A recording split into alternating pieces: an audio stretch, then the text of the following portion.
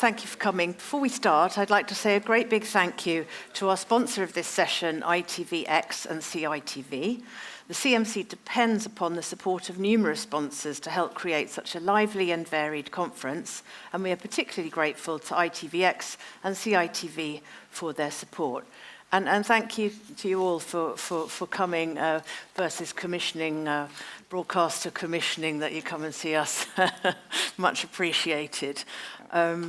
So this is a discussion on new business strategies, and our objective in this session will be to explore different ways to fund and finance projects or your company, and to look at various possibilities for increasing revenue streams. So just so I can get a feel for the room, can you raise your hand if you have raised funding for a series or a special? Congratulations. And of those people, how many have done that with multiple partners? Okay, thank you. So that gives us a good feeling. So about 20-30% experienced producers in the room, and that helps us to talk to you. Please allow me to introduce our panelists. First of all, I'm Genevieve Dexter, Serious Kids Distribution, and I present productions. And our speakers that I'd like to introduce are Agnes Soyede-Johnson, co-founder and CEO at Limitless Studios based in Nigeria and the UK. Agnes has a background in live action, but has also created her own animated IP, Omoberry, from the ground up. Dominic Gardner, founder and CEO at Jetpack Distribution. He's an industry veteran, ex-broadcaster turned distributor with a global vision on financing and exploitation. And Waleed Omar is executive producer director at Little Critter Workshop and Tribe Audio based in Malaysia and the UK. He is a forward-thinking producer who has produced highly successful and award-winning digital shorts, original IPs, and comic book adaptations. So please welcome our panel.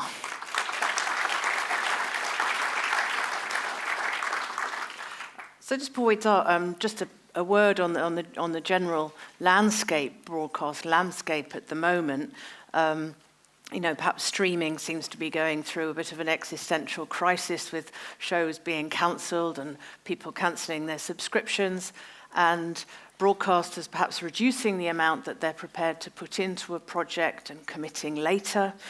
And how do we navigate through all of these challenges and perhaps find a different way to fund our projects going forward, looking at the traditional model being increasingly difficult to achieve? We've had, the removal of the YACF fund, for example, and increased production and labour costs, which decreases the value of the tax incentives. On the positive side, we've just had a tax credit raise in the UK to approximately 24-25%. I won't go into that because that's another session. And there are funding opportunities from the BFI that weren't there before. But here we would like to focus on some of the new ways of financing.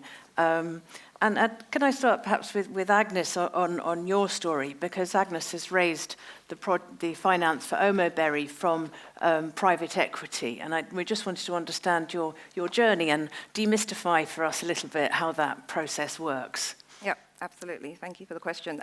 So Omoberry was definitely a passion project for myself. It started out because I have 2 young kids, and I noticed that the content that they were watching in terms of the preschool animated space didn't really represent them in terms of being Black kids, African kids, and so we wanted to basically create content that spoke to Black and African kids.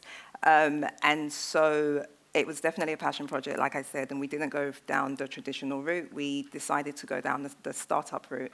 So we basically raised funds from VC firms, from venture capital firms, able to scale up the business, able to launch. And so we actually started out before. When the business first started, we started out raising the friends and family round. And so that was basically looking at people within our network who also believed in the mission of the content that we wanted to produce. And so they wanted to support it with money, which is always great.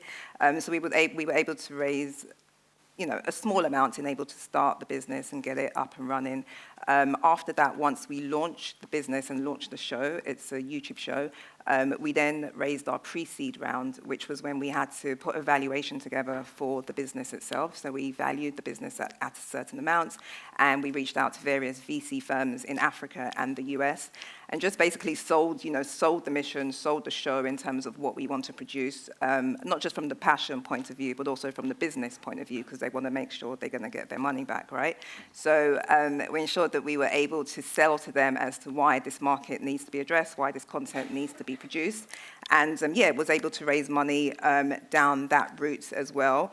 When you're raising with a VC, you're given equity. So I guess if you look at the pros and cons, you're able to get funds, but then you are also giving away equity in your business or shares in your business as well. But we felt that was, I guess, the quickest route for us to be able to raise money and to be able to scale in the way we wanted to. So after we raised our pre-seed rounds, we're currently raising our seed round, which is where you value the company at a higher value, and then you give out more shares to whichever VCs or investors come in at that point. So that's the model, I guess, the finance structure that we've used for our company to date. So far it's been working well for us. So the early investors get a better deal than people who come to the party a bit later on. Yeah. And Walid, in terms of funding your company, you funded the company rather than a project. Is that right? Yes. So like when we started Little Critter,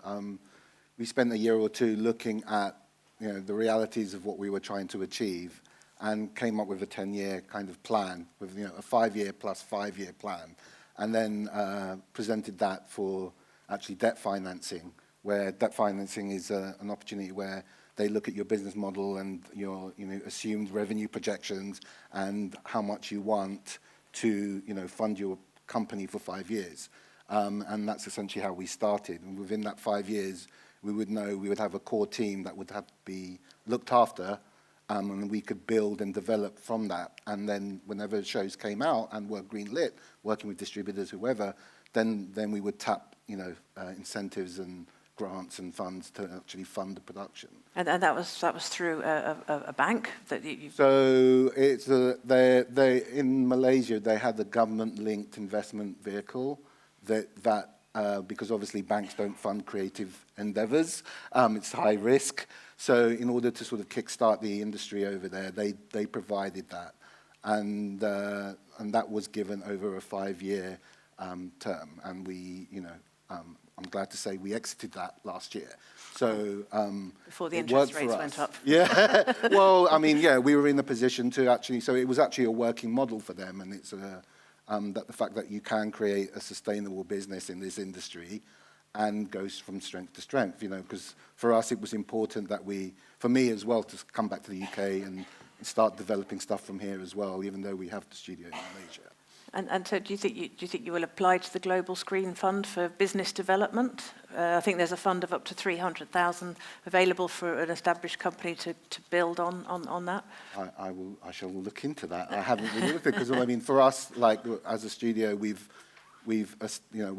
solid enough in Malaysia, and what we're doing in the UK is actually to do more work here, develop, and there's a very different cost base there, which I'm starting to understand. Yeah, there's more information about that later on. And when you started Jetpack, how did you go about funding your company and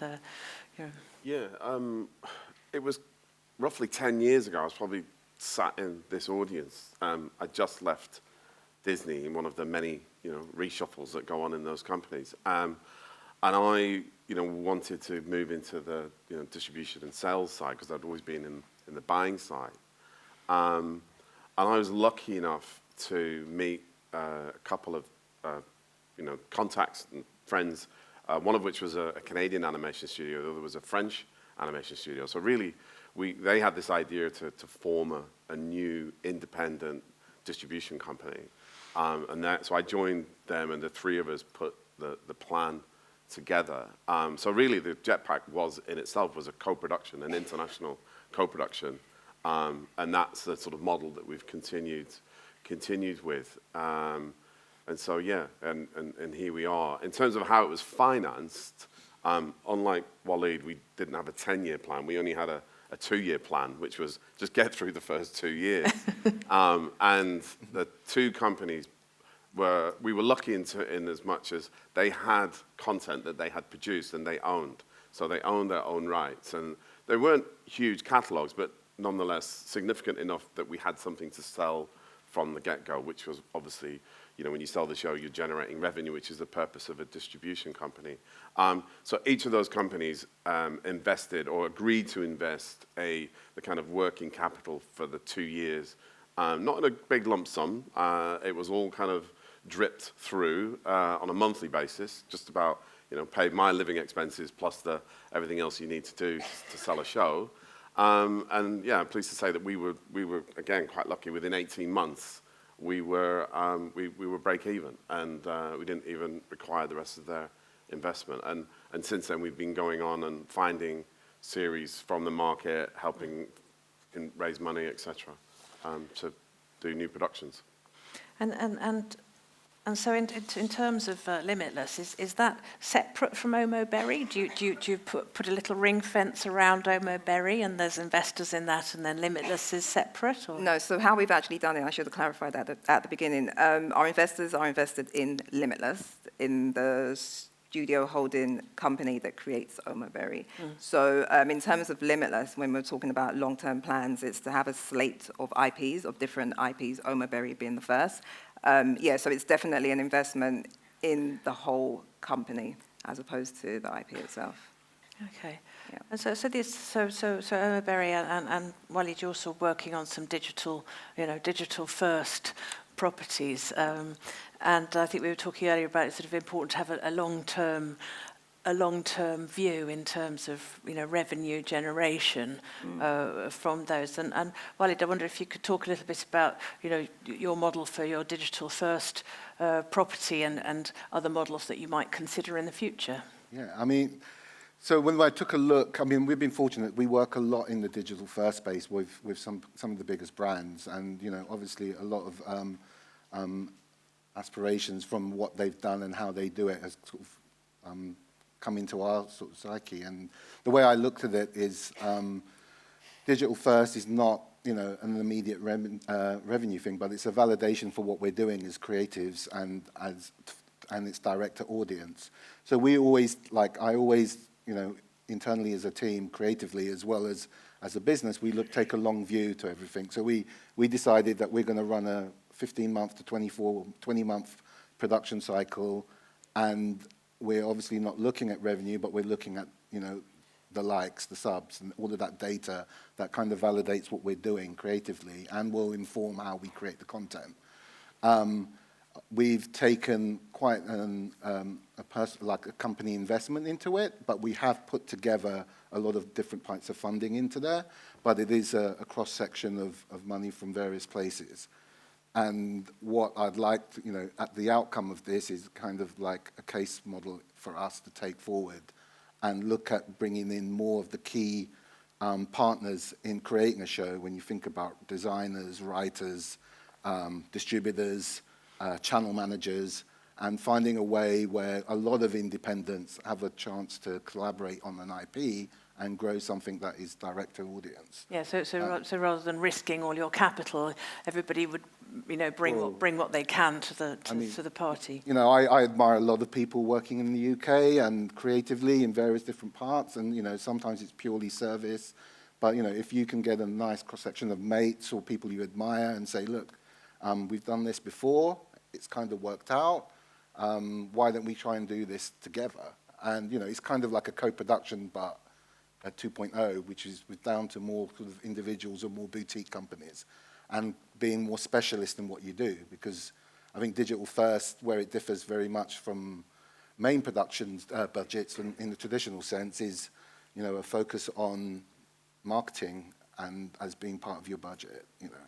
Yes, I think a lot of people raise money for a show, and you would like to have a marketing budget to support the launch on television, but usually it's such a struggle to actually get the money that the marketing budget doesn't happen. Whereas with digital first, what you're saying is that's key. Yeah. because yours is a known IP, and so you would put about 30% of your budget on top just to market it so that it's discoverable. Whereas Agnes, your show is more to do with the key words that people are looking for because they're searching for what you're providing. Yeah, absolutely. So with Omaberry, we all of our viewership and subs has been grown organically to date. We didn't have any kind of marketing budget behind it at all. We're approaching 100 million views on YouTube, and we've got over 200K subs, and that has all come organically. And for us, we've seen that people are searching. So instead of doing YouTube ads and putting the content out there, people are searching for content in terms of keywords such as African kids shows or African nursery rhymes or diverse content for kids. So they're looking for that content, and Omaberry is what is coming up, which is great for us. So we haven't had to put any spend behind it so far. But with the numbers that we have already been able to achieve, we know that once we do put marketing spend behind it, those numbers would be able to go up a great deal. And just to touch on Walid's point in terms of revenue, so due to the numbers that we've been able to achieve on YouTube, we are getting some YouTube, revenue on the side, but that, of course, is not enough to sustain our team. And luckily for us, our focus right now is really engagement and views, and believing that once we're able to build out the brand to an extent where it's a very, well-known brand, then we're able to roll out, merchandise, products, games, apps, etc., all around the same Omaberry theme as well, and that in itself will be able to generate revenue for audience and consumers. So that's the route that we're going down. And Dom, you were saying that sort of in order to drive your YouTube subs, that there are different ways of attracting those viewers, and that you can essentially, through the advertising, there's a structure to increase those views. Yeah, I think it ties back to where the revenue is ultimately going to come from if your digital first strategy is to reach the audience, because the show has an ancillary rights exploitation, whether it's a book or a game or a toy, then there is a model where we can support your program on YouTube, etc., by buying advertising. It's a question of is the return going to be bigger than the expenditure?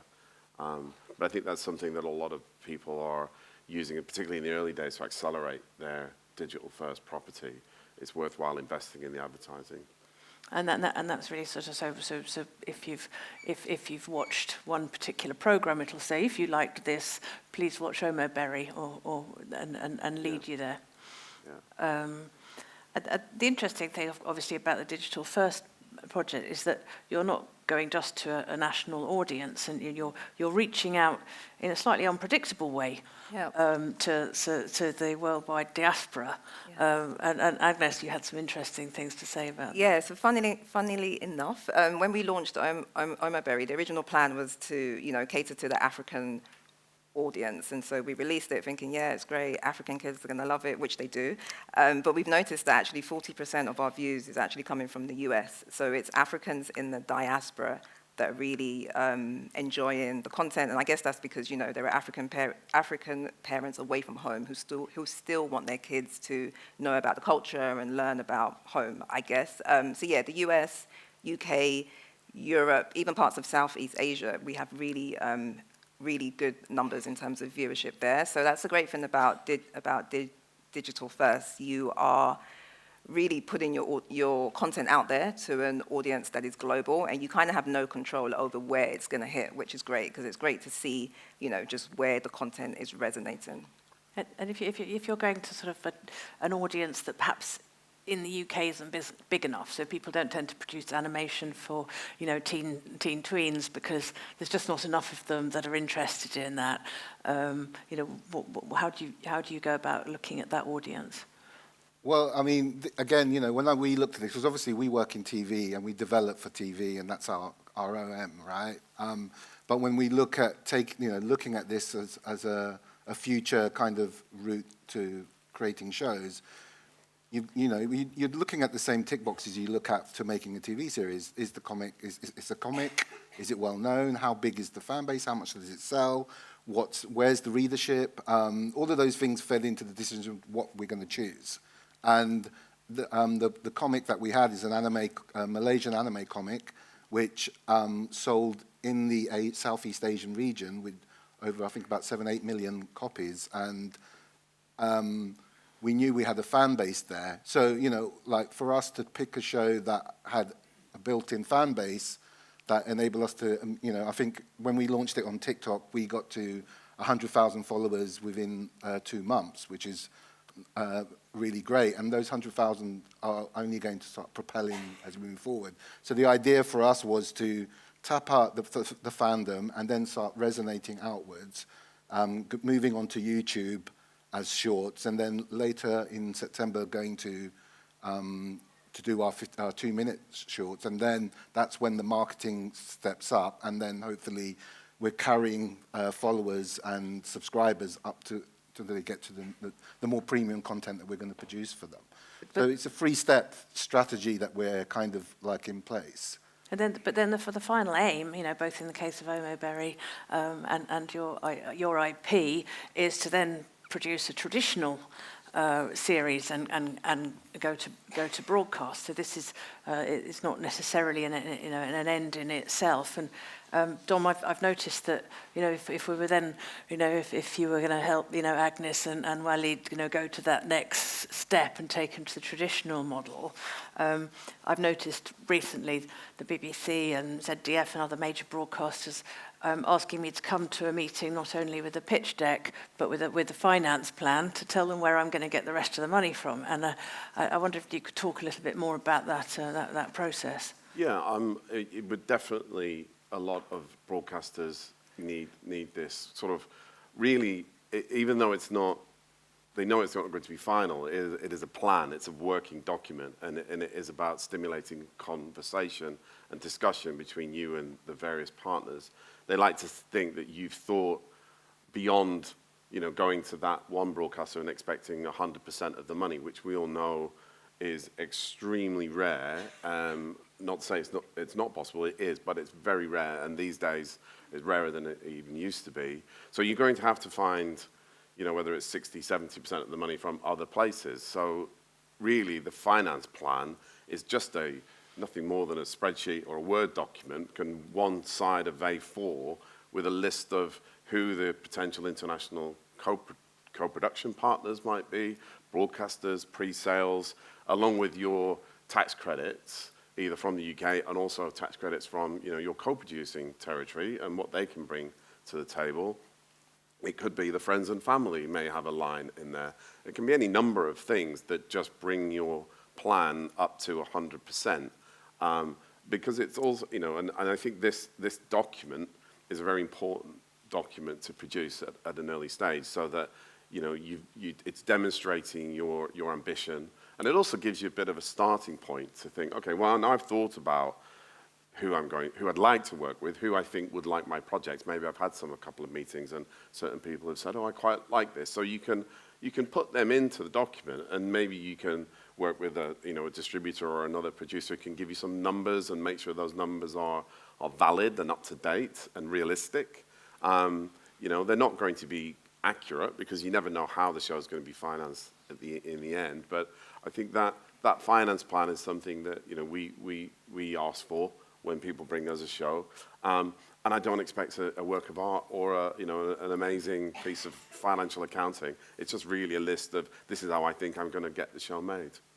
And so one of the, you know, perhaps one of the most automatic ways to raise financing is through tax credits, and there's different schemes around the world. Some of them are reliant on a broadcast interest, and some of them aren't. And so, could you tell us a little bit more about the tax schemes that are perhaps not reliant on securing a broadcaster? Well, Malaysia has a cash rebate, which is just simply Malaysian spent, so qualified Malaysian production expenditure, and that's a straight 30% or, you know, thereabouts, as yes. you know. And yeah, so if you have the funds and there's a limit on that, it's about 1.2 million you have to spend US dollars, Yeah. roughly, and you'll get back 30% of that expenditure. Yeah. And if you're looking at a co-production model, if you can work maybe 3 ways or even 2 ways with the UK, then that's an option of being 2 credits, a broadcaster and something else, right? Yeah, I suppose the stars of the show in the tax credit area are Canada and the Canary Islands. So that's an automatic place to go. And sometimes the regional tax credits in the more remote places of Canada, for example, Nova Scotia and so on, they're getting 45% rebate on your expenditure, aren't you? And the Canaries up to 50. So if you need to put together a quick finance plan, that's a good thing. But I think a lot of people are a little bit nervous about partnering with people too early because they feel it's a bit, they're committing themselves. And at some point, you do have to get off the fence, don't you? And how would you go about that process of involving those parties and in the presentation materials that you would go forward with? You're asking me? Yes. Yeah, no, there's that famous adage, it takes a village to raise a child. And I think it really is about a community of people coming together to combine on a project that everybody loves. Now, it may be your idea or you may have created it, but I think the first thing is you need to get like-minded people to buy into your project.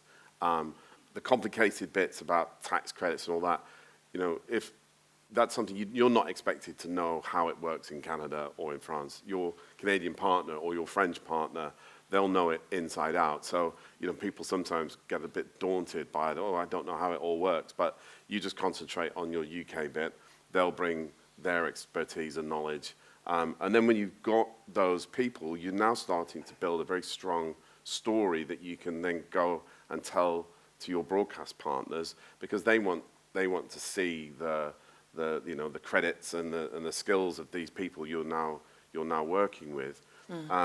Because building that piece by piece builds your pitch into something that is looking a lot more credible now, because you've got your logo and their logo, and maybe you've got a broadcaster, and you start to then move from being it's a nice idea but I'm not sure it'll ever work, to this thing has got momentum. These people are really talented. Look what they've done before. And I think you can't do that too soon. You need to get that done very early on, because these marriages, if you will, or co-productions, do take a lot of time to pull together. There's a lot of legal involved, etc. So, don't. I think that holding on to things for too long is maybe something you'll come to regret in a year's time, because I think find your partners early. And that's something we at Jetpack do quite a lot, and Jen does it at Serious Kids. It's about, it's like matchmaking. We often see projects and we then say, have you thought about talking to this producer or that? We think they might be a good fit for you. And we literally bring people together. And that really helps move projects much quicker. Yes, and I think unless those partners are actually investing in the development funding, it can be a fairly casual thing, can't it? Say, could I have your permission to put your logo on my presentation deck? So, for example, Agnes, when you're ready to, go to Nickelodeon, the BBC, and so on, you might, want to find you put a little Jetpack logo on there, put a little, little critter. We might have a little co-production going on right here, mightn't we? And but you'd have a little message from Welly to say, no, don't have to commit, unless he's given you £100,000 to write a script and make a pilot. It doesn't have to be a commitment, but it makes you look so much stronger when you're going in, because it's completely changed. I remember I met my business partner, and I present here at CMC about 10 years ago. And he'd got a commission from the BBC, never made a TV show before in his life, and was not asked to present any form of documentation that he could actually pull off what is a very difficult job. And that has all changed. I know that now when you're going into a broadcaster, they say, okay, great project, so where's the money coming from, and, you know, and what do you want from us? So that's been, you know, quite a big change. And so, you know, at what point do you think you were ready with Omo Berry to then take it to the next level and take it to the traditional platforms? If they still exist. If they still exist. I'd like to think we're ready now, Yeah, to be no, honest.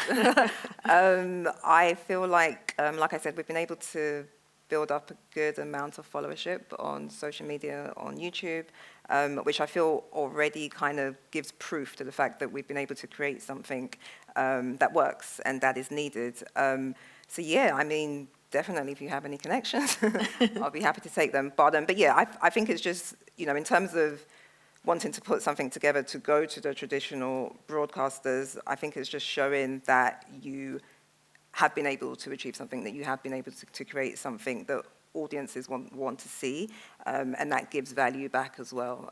So I think that's part of it. Yeah, that you have that business mind, and you have the capacity to pull that off. So going back to, you know, funding development. So at the moment, Omo Berry is a collection of short films of, you know, nursery rhymes, safety videos, a whole thing. Themes, So then at the next level, you then need to go and create some scripts, a promo for a longer narrative. And I wondered if you'd given any thought to, you know, how you might go about that process. Would you apply for development funding, or would you seek funding from outside, or would you try to keep it in your company for that time? I think that would be definitely the next step for us, and it's an area that we haven't have any experience working in. So, you know, we'd be looking at co-productions, you know, partners who could co-produce with us.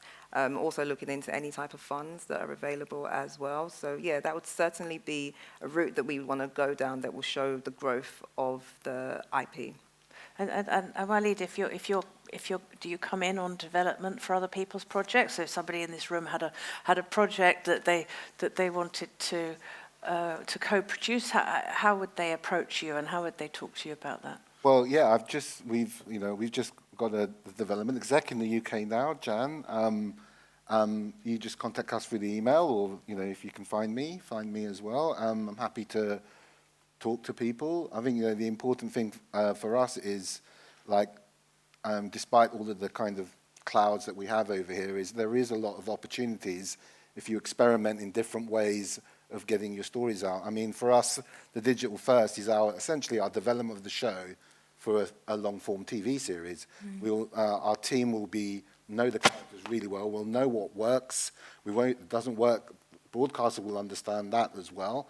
And, you know, it's a different way of developing shows. You know, without, you know, yes, you're working internally, but also you're working with the audience that you're trying to connect with. And I think that for creators and for any producers who are looking, you know, are finding it difficult to get their ideas out, you know, I'm interested to know more about the idea, I think, as a studio, but I think a lot more studios who have the capacity to produce stuff and come on board in different areas should look at this as an opportunity. I think in a year's time, I'll be able to come back and maybe say, oh, it actually worked out, or it was an absolute disaster. Who knows? But, like, for now, I think there's a lot of positive momentum for independents to create micro shorts to see if they resonate, and then taking it from there and building something that, you know, will hopefully the broadcasters can't deny.